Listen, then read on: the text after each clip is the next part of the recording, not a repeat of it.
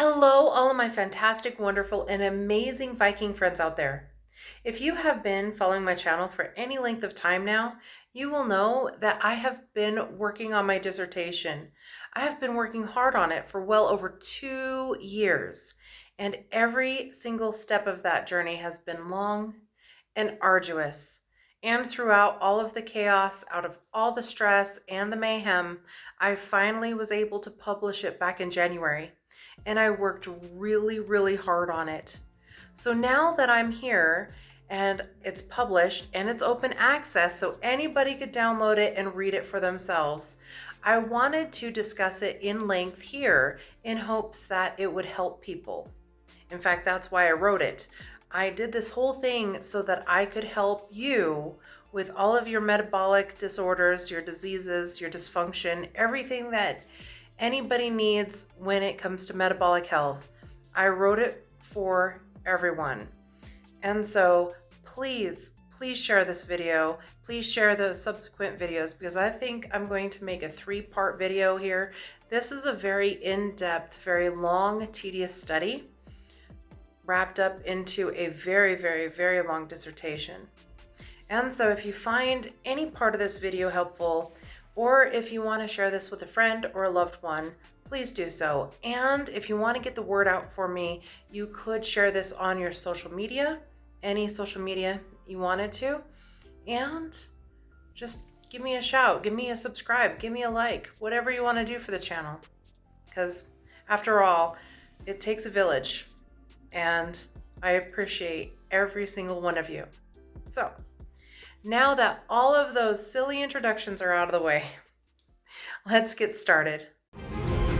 Distant shadows on the water, war cry erupts, steel clash sounding hotter. Viking drums pound, heartbeats quicken in the night. Call of the ravens, signal for the fight. It's the sweet, warriors marching, no retreat. Thundering steps, war drums say carry beat. Blood on the fields, rolling from the bow. Stories told, the firelight, legends growing old. Ravens call echo, and their crescent.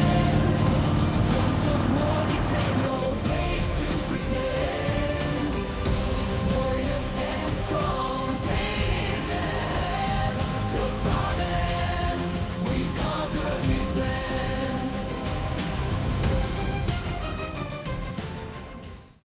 Before I start, I need to talk a little bit about the battle.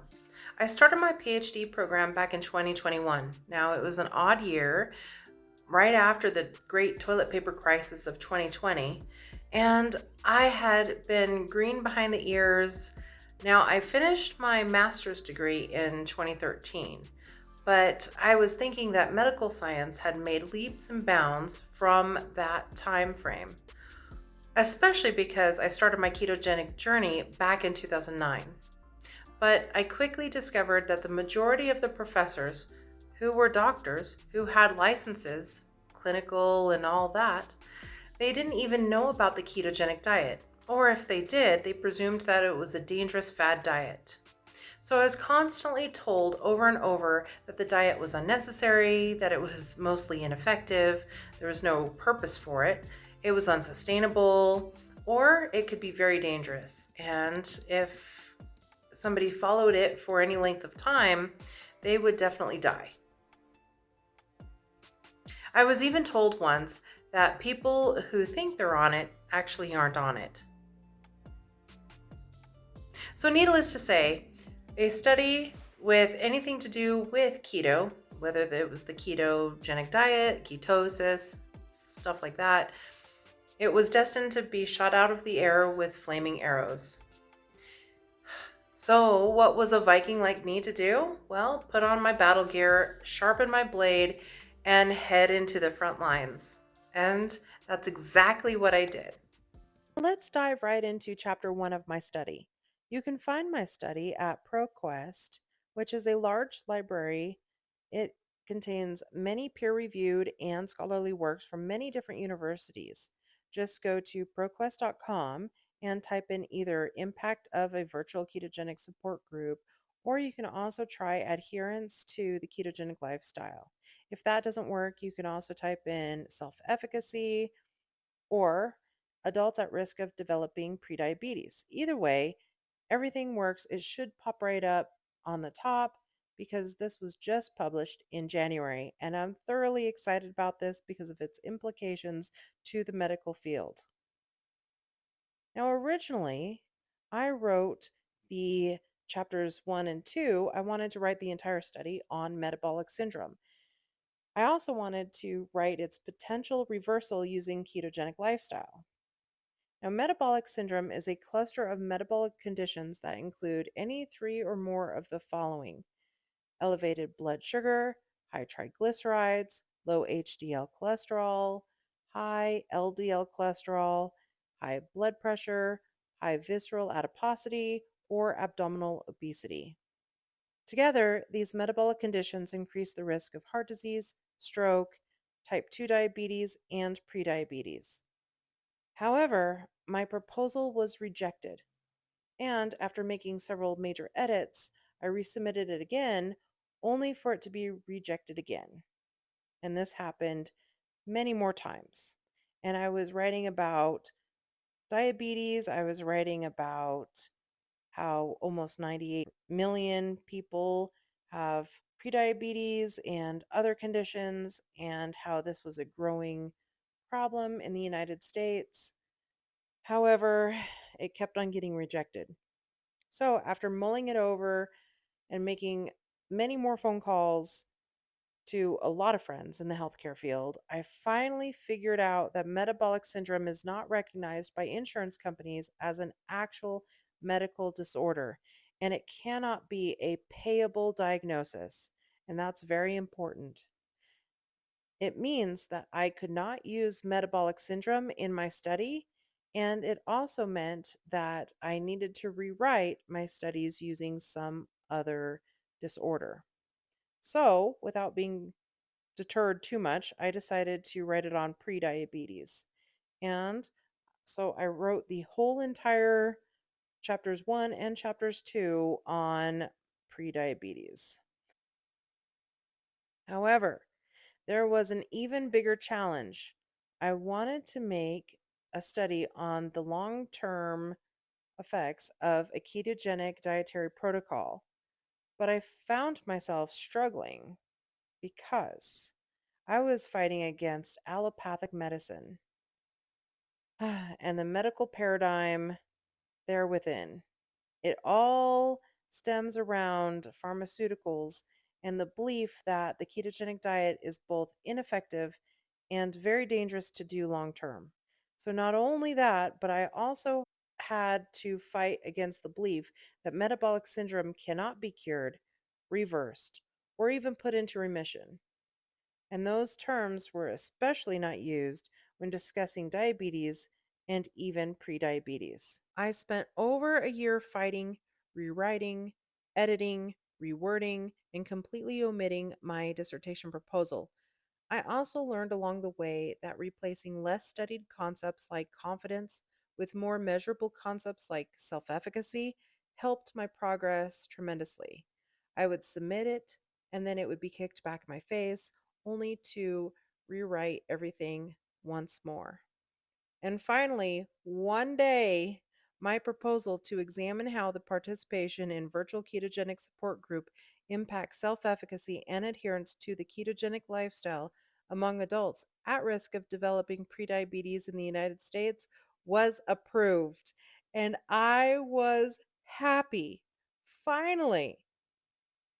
But I had a long road ahead of me. Prediabetes is characterized by blood glucose levels that are higher than normal, but not yet high enough for the diagnosis of type 2 diabetes. This means HbA1c between 5.7 and 6.4, a fasting glucose between 100 and 125 milligrams per deciliter, and or has an oral glucose tolerance test fall between 140 and 199 milligrams per deciliter. The problem is that back in 2021, and I know it has grown since, it was estimated that 97.6 million US adults, it's almost 98 million US adults there, were diagnosed with prediabetes. And each year, approximately 10% of those individuals will eventually develop type 2 diabetes. And we know that. This number has grown substantially. And in totality, at least 70% of those individuals diagnosed with prediabetes every single year will eventually develop type 2 diabetes sometime in their lifetime. The biggest problem is that a lot of people have prediabetes and they have no idea that they have it. And they're just walking around not knowing that they are a ticking time bomb. Obesity is another problem, particularly visceral adiposity. It is the primary risk factor for prediabetes, but unfortunately, we are nearing the point where half of all US adults are obese.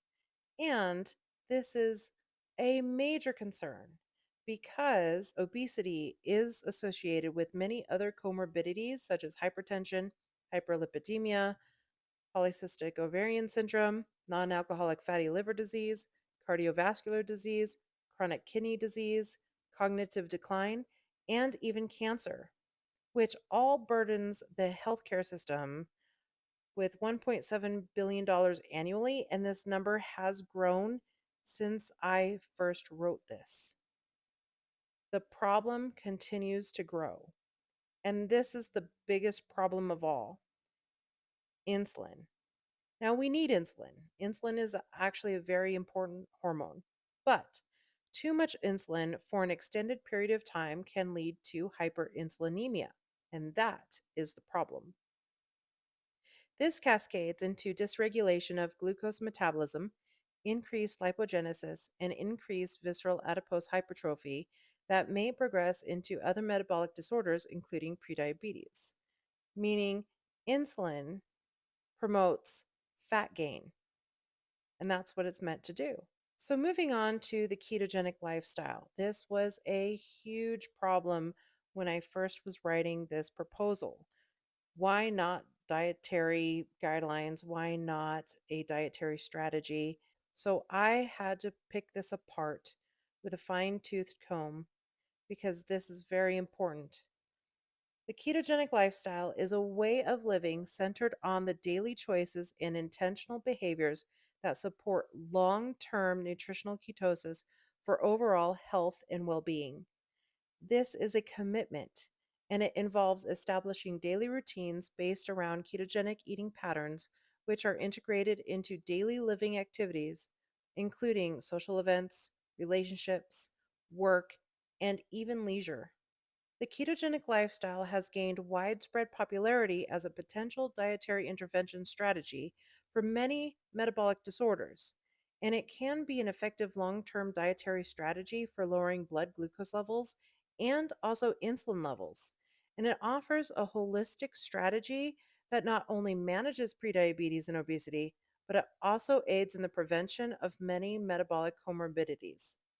And this is where the turning point of my dissertation happened, because now I was trying to say, here we have a strategy that prevents and possibly reverses prediabetes and other metabolic comorbidities as well. The primary objective of the ketogenic lifestyle approach is to restrict carbohydrate intake to fewer than 50 grams per day while simultaneously increasing fat and protein consumption to promote fat metabolism and ketosis. And I do want to say that there are various types of ketogenic strategies, including the carnivore diet, the ketovore diet, but then you also have a vegetarian keto diet and a Mediterranean keto diet. This is a very versatile diet, but really you want to drop your grams of carbohydrates per day and increase your fat. The whole point of the dietary strategy is to increase ketosis. The benefits included visceral adiposity reduction, weight management, lower LDL cholesterol and triglyceride levels. Also, the benefits include reducing blood pressure and increasing insulin sensitivity and promoting glycemic control.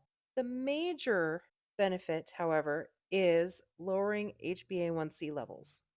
Now, it is worth mentioning that ketone bodies play an invaluable role in the preservation of muscle tissue while providing uninterrupted energy to the brain, skeletal muscle, and the heart, which is very important. Ergo, for those individuals who are at risk of developing prediabetes, the ketogenic lifestyle may be an effective long term dietary intervention strategy to reduce metabolic comorbidity risks while improving overall health. However, adherence remains a significant challenge, with some studies reporting adherence rates as low as 38%. So, how do we fix this?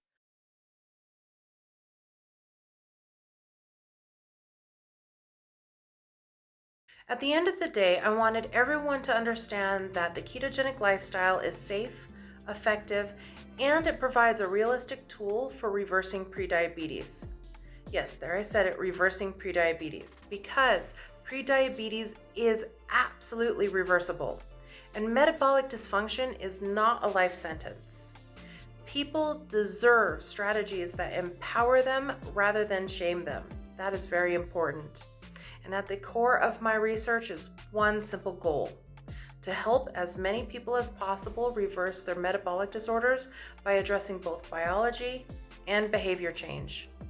That, my friends, is very important. And if you found value in this, please share and stay tuned for episode 2, because I will discuss the ins and outs of the literature that support my study.